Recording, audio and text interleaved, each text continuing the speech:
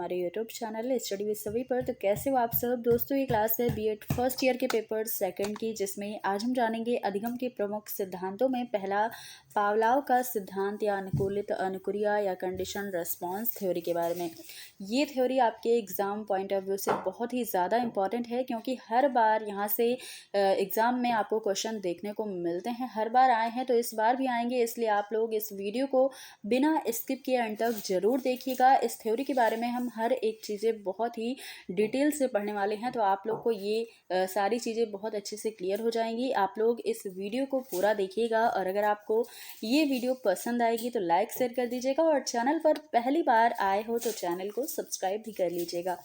तो चलिए फिर क्लास को स्टार्ट करते हैं। ज़्यादा देर न करते हुए जानेंगे कि पावलाव का अनुकूलित अनुक्रिया का सिद्धांत क्या है। देखिएगा, ये जो सिद्धांत है या थ्योरी, ये अधिगम यानी कि सीखने या फिर लर्निंग की थ्योरी है।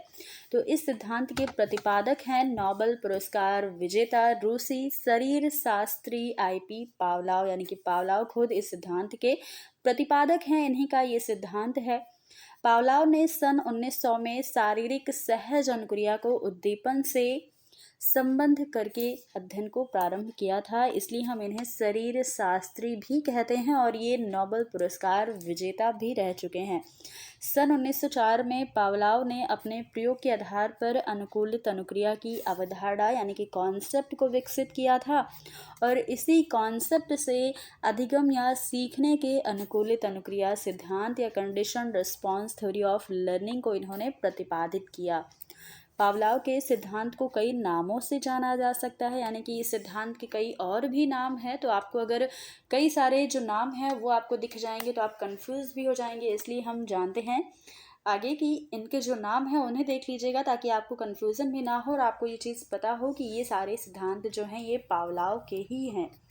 देखिए, हम और किन नामों से इसे जान सकते हैं। तो पावलाव का अनुकूलित अनुबंधन सिद्धांत भी कहा जाता है, यानी कि पावलाव कंडीशन रेस्पॉन्स थ्योरी, शास्त्रीय अनुबंधन सिद्धांत भी कहते हैं, या classical conditioning theory of learning भी कहते हैं। संबंधित प्रत्यावर्तन और सहज क्रिया के द्वारा सीखना यानी कि लर्निंग बाय कंडीशन रिफ्लेक्स भी इस सिद्धांत को कहा जाता है, या फिर पावलाव का क्लासिकल अनुबंधन सिद्धांत या क्लासिकल कंडीशनिंग थ्योरी भी हम इस सिद्धांत को कहते हैं। तो इसके कई सारे जो नाम हैं वो आपको देखना है और याद भी रखना है, क्योंकि अगर आपको पावलाव का अनुकूलित अनुक्रिया का सिद्धांत ना दे करके अगर आपको शास्त्रीय अनुबंधन का सिद्धांत दे दे, तो आपको ये चीज़ पता होना चाहिए कि पावलाव की ही थ्योरी है या पावलाव का ही सिद्धांत है।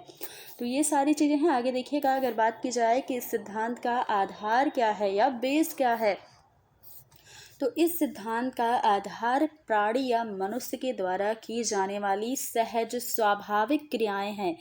पावलाव का कहना है कि कोई भी प्राणी जब किसी उद्दीपक के संपर्क में आता है अथवा उससे प्रेरित होता है, तो उसके शरीर के संबंधित अंग स्वाभाविक रूप से अनुकूल क्रियाएं करने लगते हैं। जैसे मान लीजिए आपने पानी पूरी देखा और आपके मुंह में तुरंत ही पानी आ जाता है, देख करके खाने का मन करने लगता है। तो इस तरीके से अगर आप कोई भी चीज़ देख करके रेस्पॉन्स करने लगते हैं, तो ये कहना है पावलाव का। पावलाव के अध्ययन में यह पाया गया कि स्वाभाविक उद्दीपक के लिए स्वाभाविक प्रतिक्रिया यानी कि नेचुरल रिस्पॉन्स तथा अनुबंधित या अस्वाभाविक उद्दीपक या कंडीशनड स्टिमुलस के लिए अस्वाभाविक या अनुबंधित प्रतिक्रिया होती है। इस प्रकार से जो भी अनुक्रिया या रेस्पॉन्स होते हैं वही सीखने या अधिगम में परिवर्तित हो जाते हैं या लर्निंग में चेंज हो जाते हैं। और प्रदर्शन की सुविधा के लिए हम कुछ उपयुक्त परिभाषिक शब्दों को कुछ संकेतों के माध्यम से यहाँ पर प्रयोग करते हैं, जैसे कि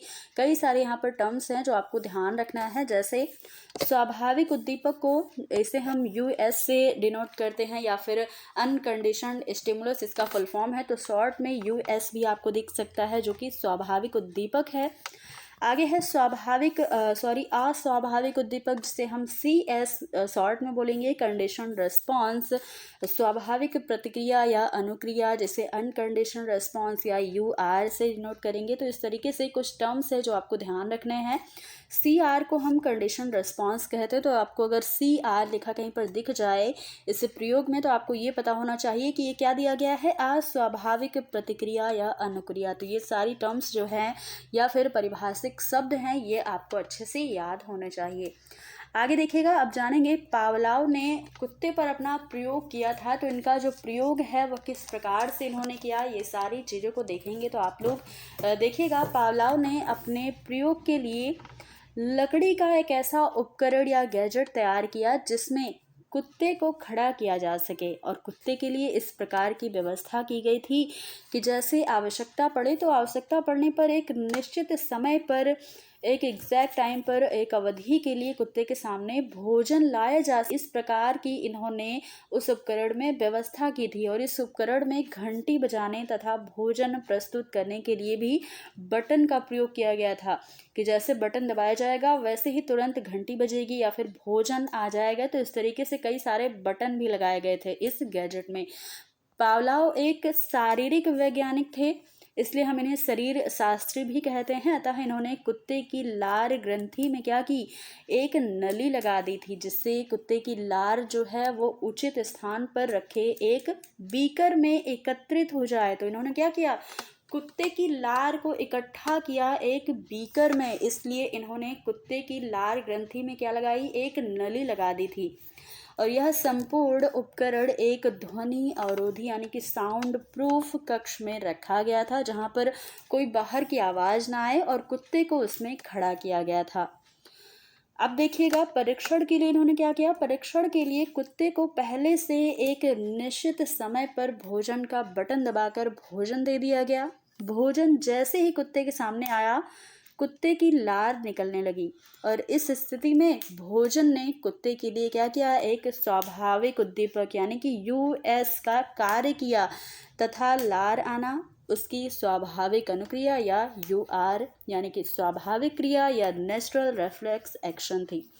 तो ये सारी चीज़ें हैं। आगे देखिएगा, अगले चरण में इन्होंने क्या किया, तो प्रयोग का जो अगला चरण था यानी कि दूसरा दिन, उसमें पावलाव ने केवल घंटी ही बजाई। पहले चरण में क्या किया, केवल भोजन इन्होंने दिया, बटन दबाकर भोजन दे दिया और कुत्ते के मुंह में लार आ गई।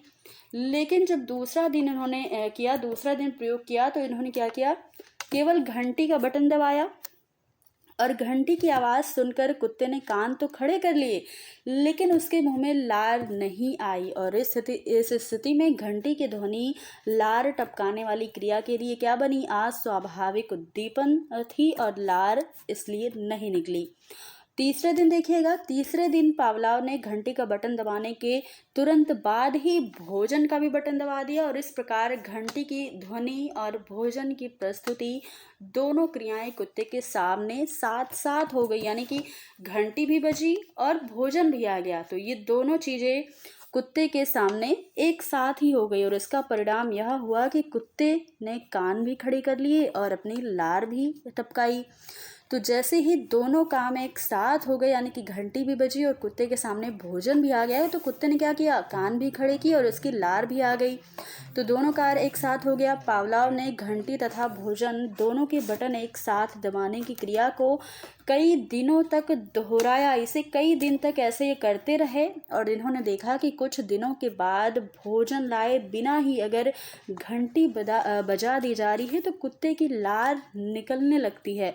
तो इस तरीके से इन्होंने पाया। पावलाव के अनुसार इस अंतिम स्थिति में कुत्ता घंटी की आवाज़ से भोजन प्राप्त करने के लिए अनुबंधित या कंडीशनड हो गया था, और इस प्रकार कुत्ते ने यह सीख लिया था कि जैसे ही घंटी की आवाज़ होगी या घंटी जैसे ही बजेगी वैसे भोजन उसके सामने आ जाएगा।